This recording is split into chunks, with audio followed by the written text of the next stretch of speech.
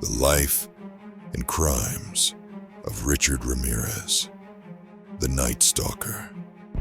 Early life of Richard Ramirez. Richard Leyva Munoz.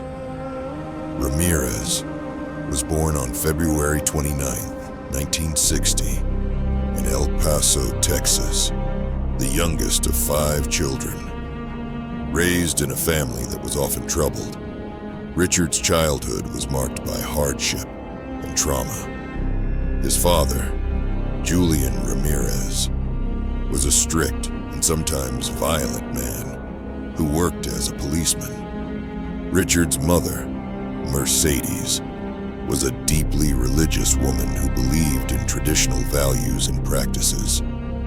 However, Richard's early life was anything but typical for a child in a relatively poor Mexican-American household. From a very young age, Richard experienced both physical and emotional abuse. His father had a temper that would often result in him lashing out at his children. Richard was subjected to beatings, and his home life was chaotic. His father's physical violence left Richard with an overwhelming sense of fear, while his mother's strict religious upbringing imposed a sense of guilt and shame.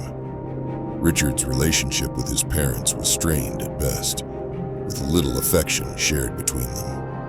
Another formative event that would shape Richard's dark path occurred in 1967 when he was just 7 years old. Richard suffered a head injury after he was knocked unconscious by a car door. The injury left him with a permanent scar and may have contributed to his later violent behavior, although this is debated. This head injury became one of the many potential contributing factors to Richard's mental and emotional deterioration. As he grew older, his behavior became more erratic, and he struggled with feelings of inadequacy and anger. During his early teenage years, Richard's path was influenced by his older cousin, Miguel.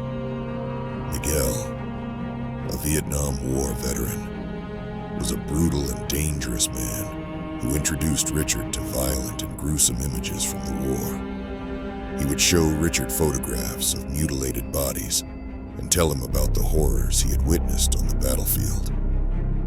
It was through these discussions that Richard began to develop a deep fascination with violence, death, and suffering. While Miguel would often talk about committing violent acts and even describe his own experiences with murder, Richard's fascination with crime and violence began to grow. He was also exposed to drug use and began experimenting with marijuana, LSD, and other substances in his early teens. This experimentation led to a dangerous pattern of behavior. Richard started using drugs regularly, and his mental state deteriorated rapidly. His school performance suffered, and he became known as a disruptive and troubled child. As a teenager, Richard dropped out of high school and moved to California in search of something more. He stayed with his older sister, where he continued to indulge in drugs and started stealing. He became more withdrawn and obsessed with crime, losing himself in the darkness that would later consume him. It was during this time that Richard would meet a man who would have a profound impact on his future, his cousin Miguel, whose stories of violence and murder further fueled Richard's growing desire to commit acts of his own. The beginning of the Night Stalker's reign of terror. In 1984, Richard Ramirez began a violent spree that would leave Southern California in terror for the next 2 years. He was soon known as the Night Stalker due to his method of attacking his victims during the night. His first known crime was a brutal home invasion in which he murdered a woman, then violently assaulted and shot her husband. He was already on a path toward becoming one of the most notorious serial killers in history. His attacks quickly escalated, both in frequency and brutality. Richard's crimes became notorious for their randomness. He would target any victim without regard for age, race, gender, or social status. Ramirez stalked homes, carefully selecting his victims with no apparent pattern. He was known to enter homes through open windows or unlocked doors and would often attack while the victims were sleeping, making his attacks all the more terrifying. Unlike other serial killers who may have had specific victim types or motives, Ramirez's killings appeared to have no rhyme or reason. He would often terrorize his victims by forcing them to reveal their valuables, then kill them in cold blood. In some cases, he would sexually assault his victims, even after murdering them. His crimes were marked by extreme violence. Victims were often shot, stabbed, or bludgeoned to death, with many victims suffering brutal physical mutilation. Richard's sadistic behavior extended beyond his victims to the crime scenes themselves. He would often draw pentagrams on walls or leave satanic symbols at the scene of his crimes, fueling the media's portrayal of him as a Satan worshiper. Over the next year, Ramirez would commit a series of heinous crimes across Los Angeles and later in San Francisco. These attacks were often random, making it nearly impossible for police to predict when or where he would strike next. He targeted homes in affluent neighborhoods, but also those in working-class areas. His unpredictability added to the sense of fear that gripped the public. People began locking their doors at night, installing security systems, and avoiding walking alone at night. As the body count continued to rise, so did public hysteria. In 1985, the media dubbed him the Night Stalker, a moniker that would go on to haunt Southern California for the next several years. News outlets reported his satanic tendencies, with some calling him the devil incarnate, due to the pentagrams and religious symbols left behind at the crime scenes. People were terrified, and many began to panic about who could be the next victim. The police, meanwhile, were struggling to solve the case. With little evidence to go on, they had no idea who the killer was, let alone how to catch him. The Night Stalker's crimes seemed to be senseless, and investigators were left grasping at straws. The capture of Richard Ramirez. After months of terror, Richard Ramirez's killing spree finally came to an end in August 1985. The breakthrough came when a group of local residents in East Los Angeles spotted a man acting suspiciously, who they identified from a police sketch of the Night Stalker.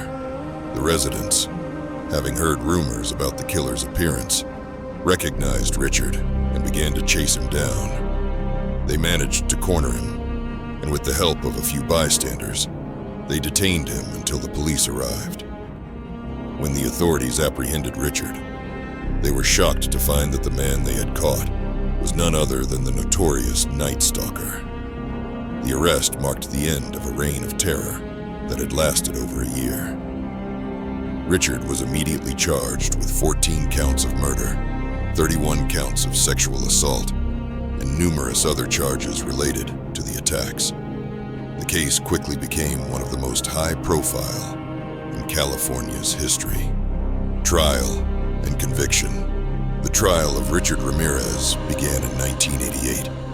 Ramirez, who had become a media sensation, was a master manipulator and seemed to revel in the attention. He frequently appeared in court with a satanic pentagram drawn on his hand, raising it in the air in a gesture that he said was a sign of satanic worship. His behavior in the courtroom further cemented his image as a dangerous and unrepentant killer. The prosecution presented an overwhelming case against Richard, including testimonies from survivors, forensic evidence, and the physical evidence gathered from the crime scenes. Additionally, the police had gathered evidence from Ramirez's car and personal items, including a pair of shoes with distinctive tread patterns that matched footprints found at crime scenes. With all this evidence, The jury had little doubt of his guilt. After several months of deliberation, Richard Ramirez was found guilty of 13 murders, 5 attempted murders, and 11 sexual assaults. He was sentenced to death in 1989. Life on death row and his death. After his conviction, Richard Ramirez was sent to death row at San Quentin State Prison, where he remained for nearly 2 decades. Despite his gruesome crimes, Ramirez garnered a surprising amount of attention from fans, and even received letters from women who found his image of the dark, satanic killer appealing. He would marry one of his fans, Doreen Layoy, in 1996, although their relationship was more of a spectacle than anything else. During his time in prison, Ramirez's health began to decline. In 2012, he was diagnosed with terminal cancer, and just a year later, on June 7, 2013, he died of complications from his illness. He was 53 years old. Richard Ramirez's legacy. The story of Richard Ramirez is one that has haunted the minds of many for decades. His gruesome killings, coupled with his satanic rituals and eerie behavior, cemented his place as one of the most notorious serial killers in American history. His crimes left a deep scar on the communities he terrorized, and the memory of the Night Stalker remains a chilling reminder of the darkness that can lurk within the human soul. For the families of his victims, however, the legacy of Richard Ramirez is not one of fear or fascination. It is one of pain, loss, and the irreversible damage he caused. His death in 2013 did not end the anguish for those who lost loved ones. And for many, it remains a reminder of the evil that once roamed free.